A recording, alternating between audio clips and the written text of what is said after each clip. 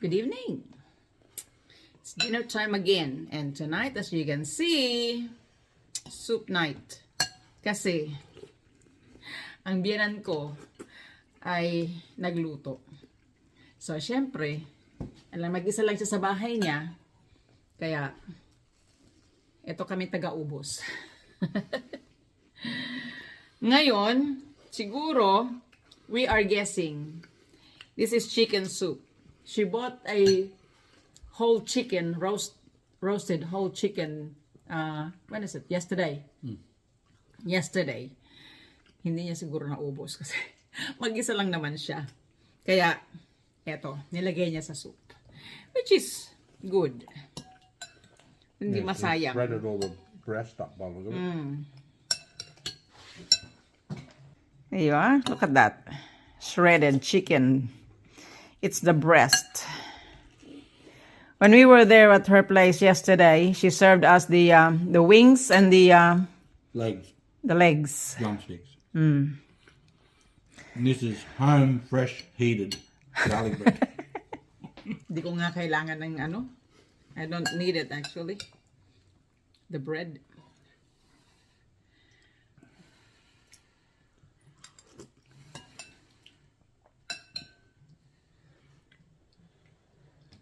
Masamang ano to eh. Bad influence.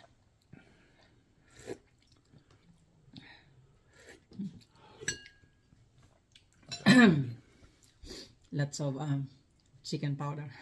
It's hot.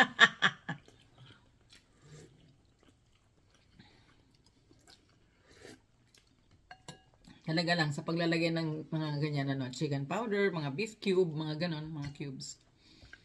Dapat alalay lang kasi may ano pa rin yan eh, MSG.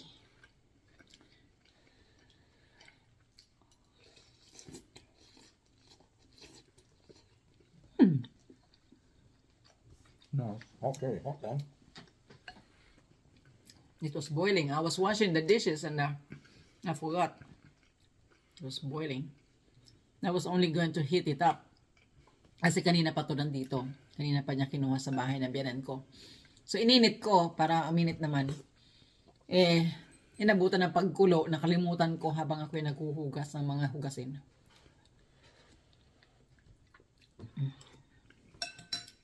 Init. When I turned up today, she was having a cup of soup. Na siya.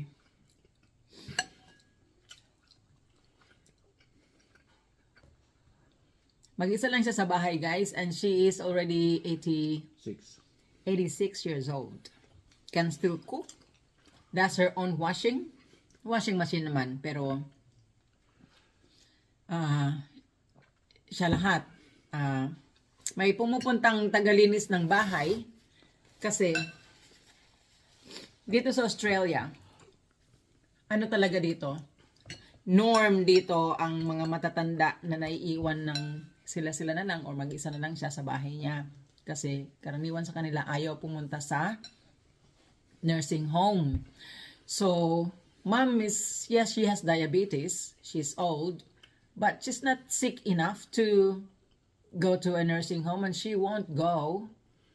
Because she's happy. Even if we want to. Even if we want to, she won't go kasi ayaw niya. Parang nakakulong daw siya doon. So, yan, mag-isa siya sa bahay. Kaya pa rin niya sa edad niya, kaya pa rin niya, she can still do house chores. Nagpapalit ng kobre ng kama niya.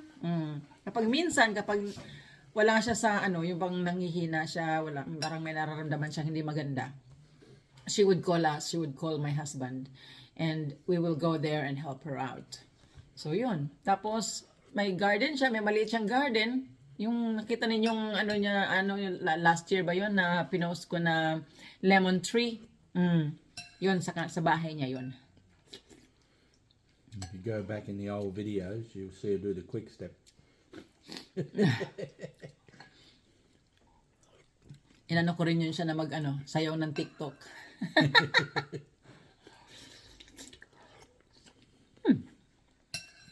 Pag meron siyang nararamdamang hindi maganda, yun. She would just call us. Tapos we take her, my husband would take her to shopping, to to her doctor's appointments. Kami kasi ang pinakamalapit dito sa kanya. We look after her. Pero ganun pa man, hindi siya paasa. Hindi siya paasa. Hindi siya, anong tawag dito? Hindi siya umaasa sa amin ba? Talagang nagpupursige siya ng sarili niyang, sa sarili niyang kilos. Minsan nga, ayaw pa niya magsasabi na masama pakiramdam niya. Ganun yun. Minsan, aabutan na lang namin kapag dinadalaw namin siya. Hinang-hina na pala siya. So, sinasabihan namin, ba't di ka tumatawag? Di ba? You gonna do that? No. Sometimes, one time, she needed to go to the hospital. Sabi ko sa kanya, nung bumalik ang asawa ko dito, aba, sabi ko ganyan, sa edad niyang yan, may diabetes pa. Ilang araw na siyang hindi kumakain pala. Tubig lang daw siya ng tubig. Sabi ko, aba, himukin mo na dalhin sa ospital. Tawagan yung kapatid kasi mas pinaniniwalaan niya kumbaga. Mas sinusunod niya yung anak niyang babae. So ayun, dinala namin sa ospital. Abay, ayaw pa. Ganyan yan siya. Matigas ang ulo.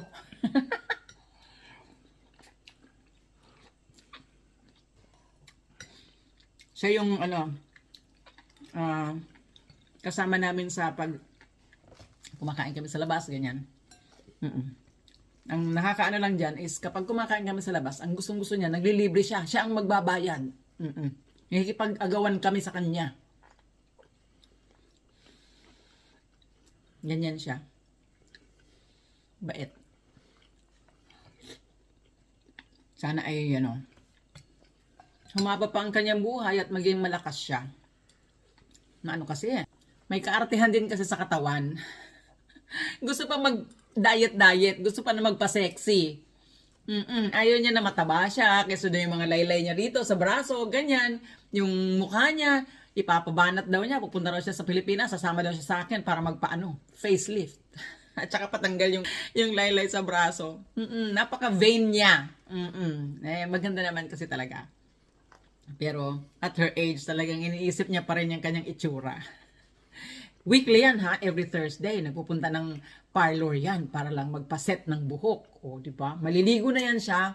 Tapos pupunta doon, basa yung buhok niya, isiset naman ng di ba? Sa parlor.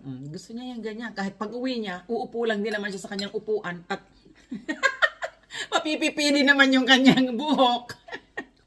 Pero every week yan, kahit wala siyang pupuntahan. Every Thursday yan. Kato lang pupuntahan, kailangan magpa-parlor siya. Yun na ang kaligayahan niya. I know, marami dyan sasabihin, sana all. Sana lahat ng biyanan ganun. No, sana nga. Pero, I'm just blessed to have her as my mother-in-law. My favorite mother-in-law. Hi, Mom! So, guys, tapusin namin ang aming dinner and we'll see you next time. Bye, God bless!